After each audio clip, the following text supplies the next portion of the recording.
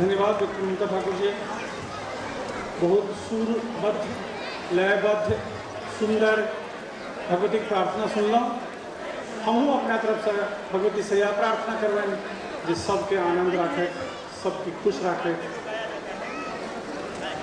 आपके स्वागत के दू शब्द कहला का श्री संजय सरावगी जी उद्घाटनकर्ता, पूर्वादरणीय श्री कुला शैकिया जी मुख्य अतिथि, डॉक्टर प्रेमलता मिश्र प्रेम विशिष्ट अतिथि, श्री जगदीश प्रसाद मंडल सम्मानीय स्थिति,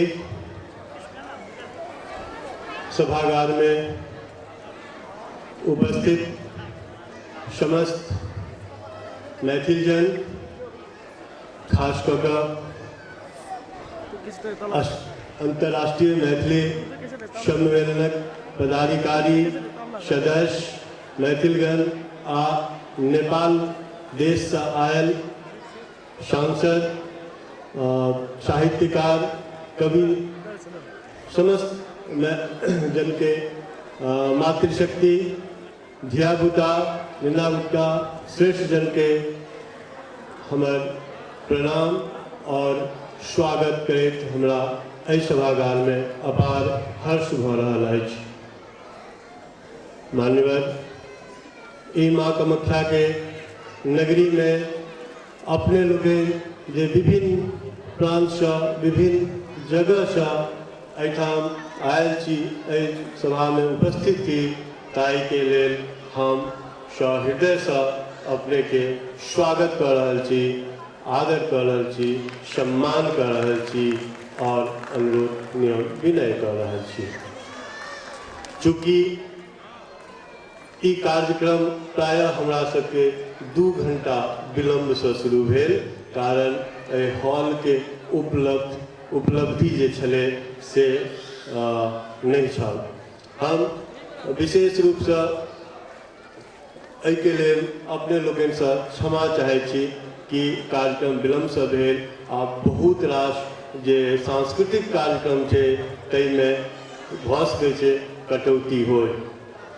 मान्यवर, मिथिला सांस्कृतिक समन्वय समिति के ई 10म महाकवि कोकिल विद्यापति पर स्मृति पर समारोह में अपने के स्वागत करे हमरा अत्यंत हर्ष भ रहल अछि। संगे एहि बेरका कार्यक्रम एहि दुआरे महत्वपूर्ण छै कारण कि एहि बेर हमसब डॉक्टर वैद्यनाथ चौधरी बैजू के नेतृत्व में हुनकर समस्त अंतर्राष्ट्रीय मैथिली सम्मेलन 8म एहि बेर सम्पन्न केलहुँ आइ काल्हि से लऽ कऽ आइ तक। तऽ ई हमरा सबके लेल एकटा गुवाहाटी में पैघ उपलब्धि अछि जे पूर्वोत्तर के लोग के ई बुझना गेलै कि हाँ हमहूँ सब एहिठाम अपना संस्कृति के साहित्य के बचेने छी और जैठाम रहि रहल छी ओहू संस्कृति के साहित्य के संगे संग चलऽ के प्रयास कऽ रहल छी। मान्यवर जेना कि कहलहुँ अपने कि काफ़ी समय हम सब विलम्ब से शुरू केलहुँ हैं, अतः हम विशेष एहि पर में बल नहीं देव।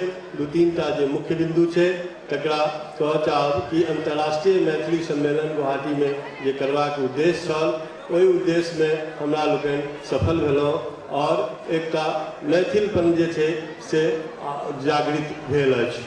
काल्हि जखन शोभा यात्रा हमसब शुरू केने रही पद यात्रा कामाख्या धाम तक, तो वो देख कर बहुत लोग आश्चर्यचकित भेला और पहिल बेर पूछला सड़क के किनारे चलित लोग सब कि कहाँ से आया है, ये कहाँ का है। तो ई जे भेटल है उपलब्धि एकरा हम सब आगुओ साल तक सब कंटिन्यूटी में राखब। अपने लोगन के एहि दुआरे बहुत बहुत स्वागत करै छी कि हमरा उम्मीद नहीं छल कि ई सभागार आइ भरि जायत, किया तऽ आइ छुट्टी के दिन नहीं छै।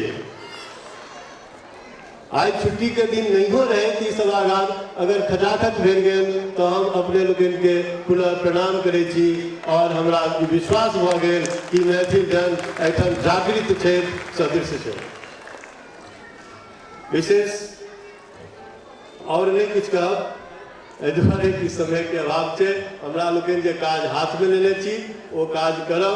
2012 में अपने के मिथिला भवन के स्ट्रक्चर ठाढ़ भ जायत, तै के कामना अछि और अहाँ सबसँ सहयोग अपेक्षित अछि।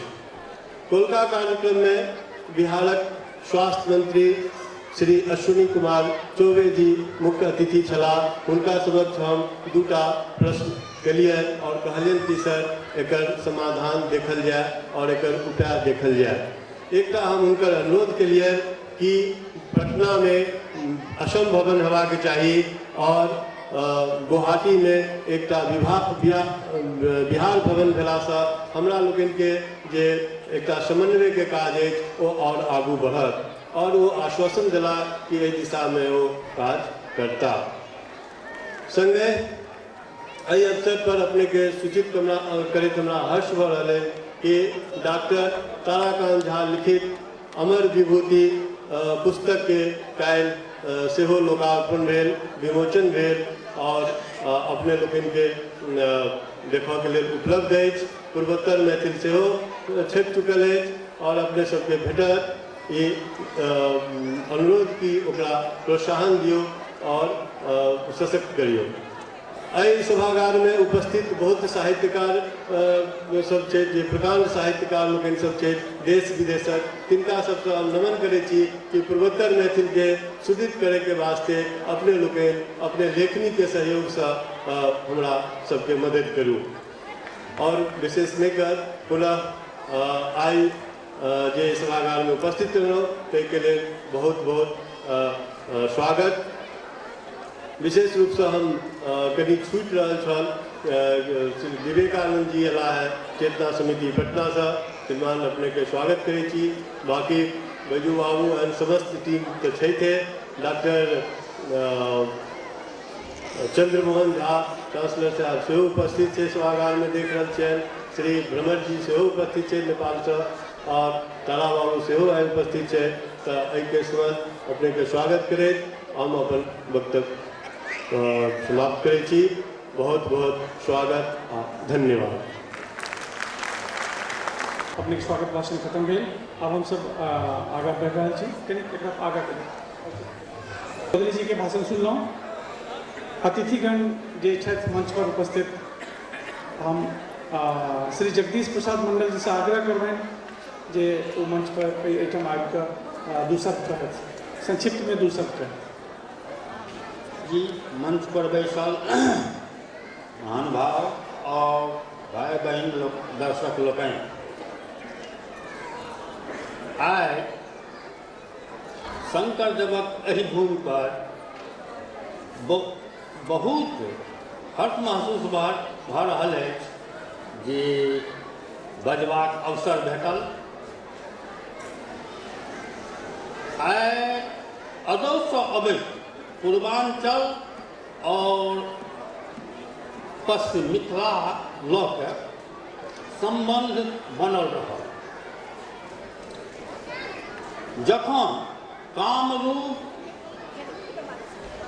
प्रागज्योति छल, प्रागज्योति जे स्वरूपना और बाद में जे कामरूप भेल, तही समय से निश्चित तारीख तो नहीं बता सकै छी, मुदा एतेक जरूर कहब जे अदौ से गंगा ब्रह्मपुत्र के बीचक जे धरातल रहल, भोजपुर से लऽ के और आसाम तक, जकरा गंगा ब्रह्मपुत्र मैदान कहै छियै, ई समतल मैदान के बीच एक रंग उपजा, एक रंग सब किछु रहल। जैसे सब तरहक खान पान, आचार विचार सब कुछ एक रंगा मिलल जुलल रहल।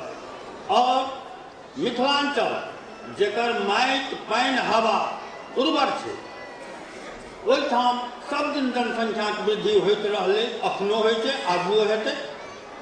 और ओहि धरती पर गरीबी रहल।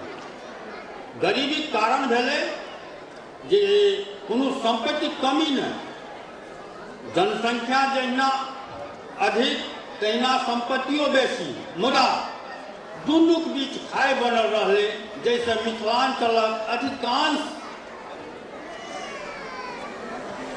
लोग गरीबी शिकंजा में फंसल रहला, जे ओहिठामक सब आबि के पूर्वांचल में नेपाल, बंगाल, आसाम एहि सब इलाका में काज करै छलाह। और हुनका सबक मुख्य काज छलनि पटुआ काटब, धान रोपब, धान काटब।